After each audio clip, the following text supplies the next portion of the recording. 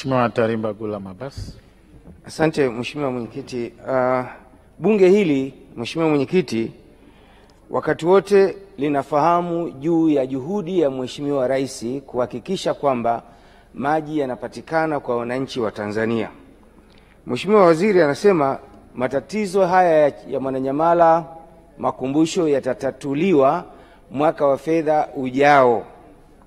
Maji sio kama umeme kwamba unaweza ukawasha kibatali.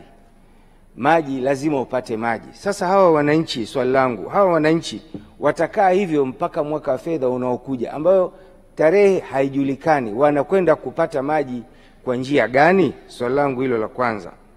Swali langu la pili, Mheshimiwa Mwenyekiti, changamoto hii sasa imekuwa hadi kufikia mtaa wa Hananasifu katika kata ya Hananasifu. Ina maana matatizo yanaendelea kuwa mengi. Swali langu, DAWASA inafanya biashara. Hivi mnataka kutuambia sisi wabunge kwamba DAWASA inashindwa kupata fedha hata za kukarabati miundombinu ambayo inaifanya maji yaweze kupatikana na wao waweze kuyauza hayo maji? Mheshimiwa Naibu Waziri, majibu.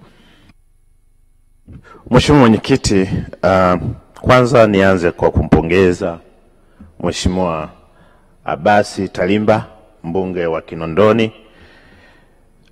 Tunamshukuru sana kwa kuendelea kushauri serikali katika sekta hii ya maji, na sisi serikali kupitia kwa wataalamu wetu tumekuwa tukipokea maoni hayo. Mheshimiwa Mwenyekiti, ni kweli kabisa Mwananyamala na makumbusho ni lazima kuwepo na mabadiliko ya miundombinu ambayo ilikuwa inatoa huduma maji, na uchakavu wake pia unaweza unakuwa ni tatizo jingine. Lakini kikubwa Mheshimiwa Mwenyekiti, maji kutopatikana katika maeneo haya sio tu kwa sababu ya uchakavu wa miundombinu.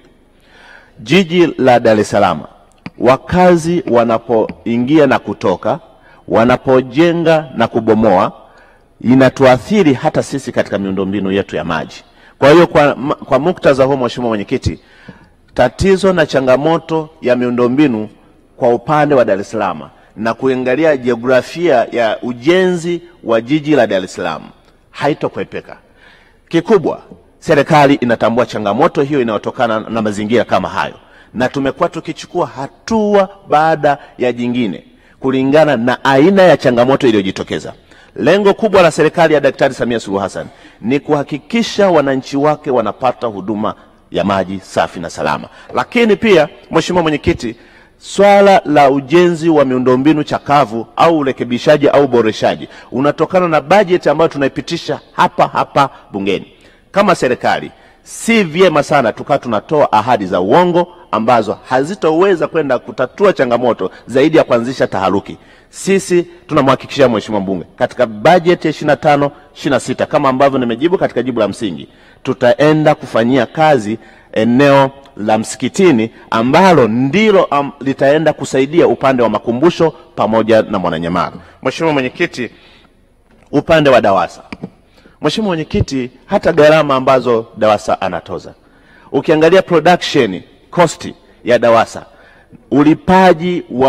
ulipaji wa makemikali, ulipaji wa wataalamu wake kuzunguka kuangalia na kutathmini changamoto zilizopo.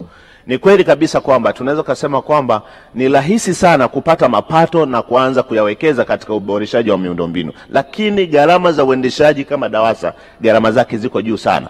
Gharama yake haijapitiwa takriban miaka 6 ambapo hapa katikati kumekuwepo na mabadiliko ya dola, na haya makemikali tunayapata kutoka nje ya nchi, vipuli tunavipata kutoka nje ya nchi ambapo kuna mabadiliko, lakini gharama ya DAWASA bado imebaki ile kiasi kwamba ni mzigo mkubwa sana kwa DAWASA. Ni lazima tuseme ukweli Mheshimiwa Mwenyekiti, inapofikia kusema ukweli lazima tuone namna gani ya kuisaidia DAWASA, na kupitia bajeti hii ambayo tumeipata naamini kabisa kwamba tutaweza kwenda kutatua baadhi ya changamoto, lakini pia kupitia kanuni ambazo zinaongoza mfuko wa taifa wa maji ambapo sasa 29% inaenda kusaidia kusubsidize zile mamlaka zetu pale ambapo hawana uwezo wa kufanya jambo, kupitia mfuko wa maji, yale makusanyo yake yataenda kusaidia kusubsidize. Lengo ni kwamba mamlaka hizi zisije zikakumbana na tatizo la kutotoa kabisa huduma maji safi na salama. Mheshimiwa Mwenyekiti,